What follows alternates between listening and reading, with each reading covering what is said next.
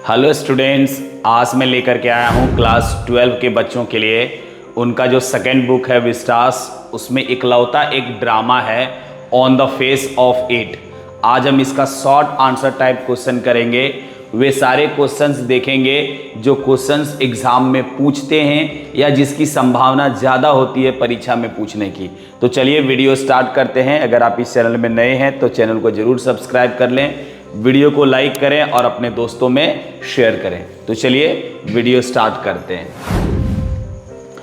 On the face of it बहुत ही अच्छी कहानी है, बहुत ही अच्छा मैसेज देता है बच्चों को कि कैसे पॉजिटिव रहना है हर समय, कैसे कुछ डिमेरिट्स जो है या कुछ बुराइयां हैं, कुछ ऐसी प्रॉब्लम्स है जिसको हम दरकिनार कर सकते हैं और अपना जीवन पॉजिटिवली जी सकते हैं।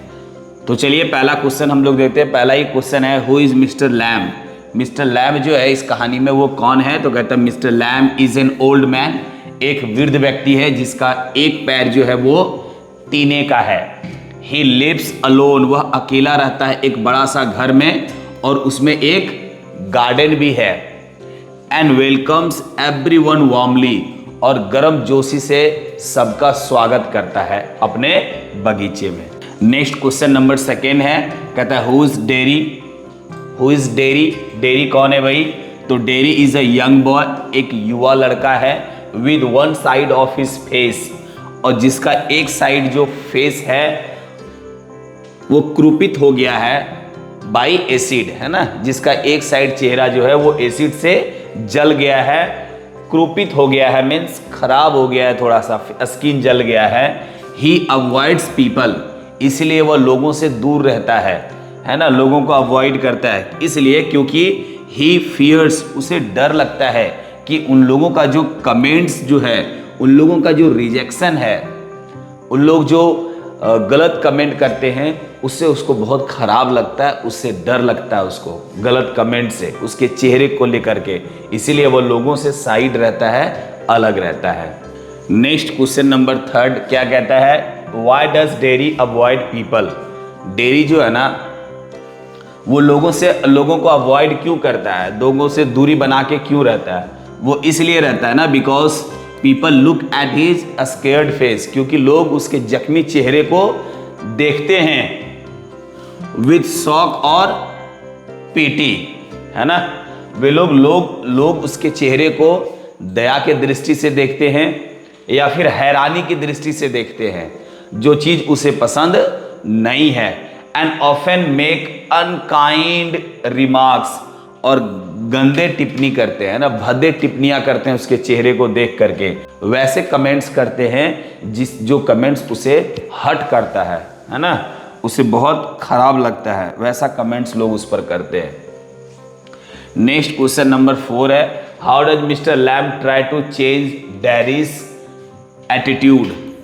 डेरी का जो रवैया है, तो कहता है डेरीज एटीट्यूड, उसका जो रवैया है, उसका जो सोच है, उसके सोच को कैसे मिस्टर लैम जो है वो चेंज करना चाहता है ना।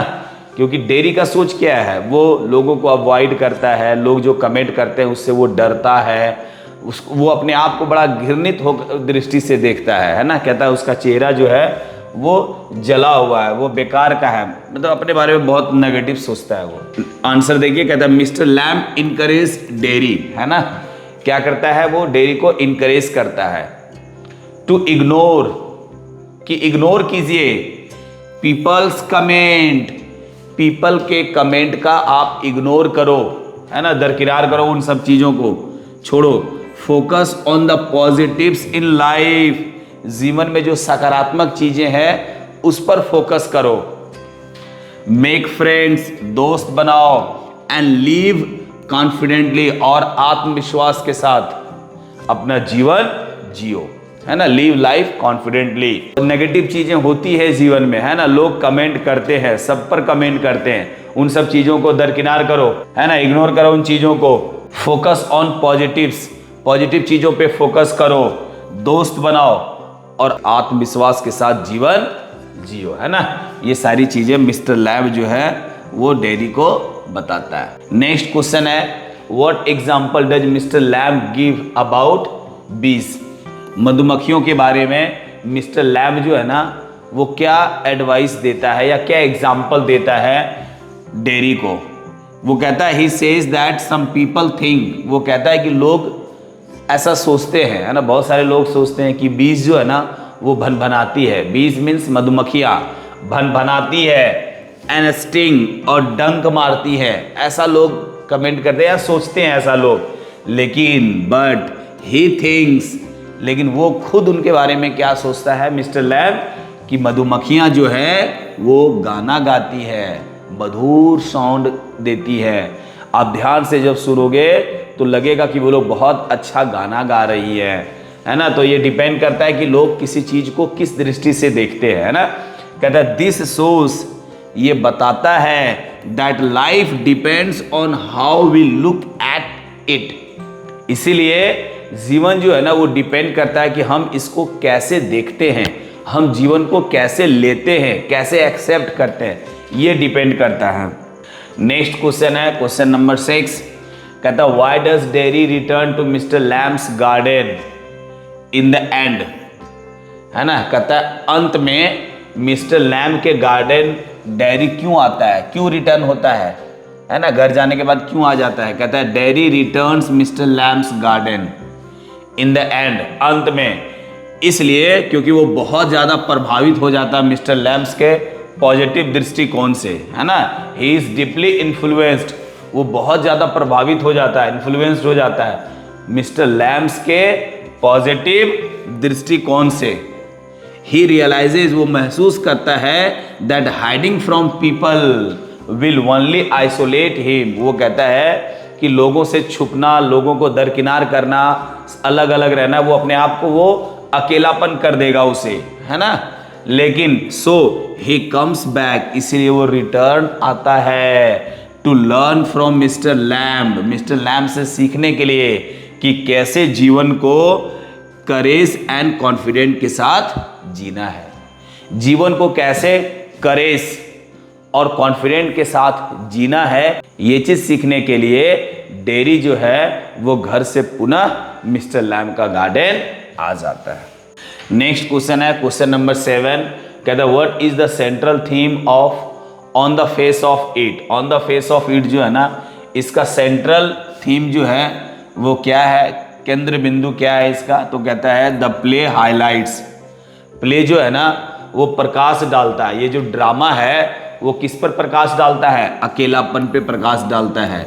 The pain of physical disability, जो शारीरिक अक्षमताएं हैं उसका जो दर्द महसूस करते हैं लोग, है ना, उस पर फोकस करता है। And the need for acceptance, और जरूरत पर जोर देता है, स्वीकृति की जरूरत पे, कि हमें स्वीकार करना है, जीवन जैसा भी है हमें इसे एक्सेप्ट करना है, स्वीकार कर लेना है ना। पॉजिटिव थिंकिंग पे जोर देता है, सकारात्मक सोच पे। एंड फ्रेंडशिप इन लाइफ, और जीवन में दोस्ती का कितना इंपॉर्टेंस है इसको बताता है, क्योंकि इसके पहले डेयरी का कोई फ्रेंड नहीं था। जब वो मिस्टर लैम्ब के पास जाता है, उससे दोस्ती करता है, तो उसके जीवन में एक बड़ा परिवर्तन आता है। तो ऐसे ही हमारे जीवन के साथ भी होता है। इसलिए हर एक इंसान को एक अच्छा दोस्त या 2 अच्छे दोस्त रखने चाहिए जिसके साथ अब सब कुछ शेयर कर सकते हैं। क्वेश्चन नंबर 8 कहता है how is mister lamb different from dairy. Mister lamb जो है ना वो डेयरी से अलग कैसे है, इसलिए है ना क्योंकि मिस्टर लैम्ब का पैर टीने का है, फिर भी हमेशा खुश रहता है। मिस्टर लैम्ब इज चीयरफुल, हमेशा खुश रहता है, वो दोस्ताना व्यवहार रखता है, वो friendly. And accept his disabilities with courage, और हिम्मत के साथ उनकी जो शारीरिक अक्षमताएं हैं, पैर जो टीने का है उसको एक्सेप्ट करता है ना, हिम्मत के साथ उसे वो एक्सेप्ट करता है।